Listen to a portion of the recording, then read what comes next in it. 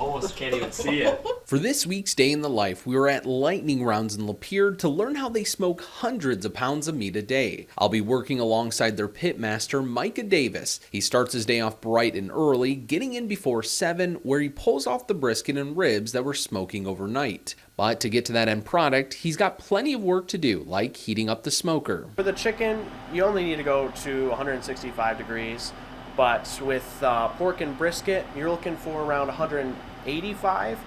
And for it to be safe to eat, you don't need to go that high, but they won't be tender. So if you really want it just falling apart and not super tough, you need to hit those higher temperatures. While the smoker heats up, Micah goes about prepping the meat. For the chicken, he cuts off some of the fat, but for the brisket, it's a different story. If it's really fatty, you can cut some off, but really the fat is pretty important when you're smoking it to keep that fat side up. And as that renders and it drips down and really keeps that meat hydrated as it's sitting in there. The brisket takes 12 hours to smoke and is cooked overnight. A portion of that brisket will be used for burnt ends, where it'll get smoked twice. Those burnt ends, along with the chicken and jalapeno cheddar sausages, get to smoke 3 to 4 hours and will get cooked during the day. These are the chicken quarters. These are, chicken legs here.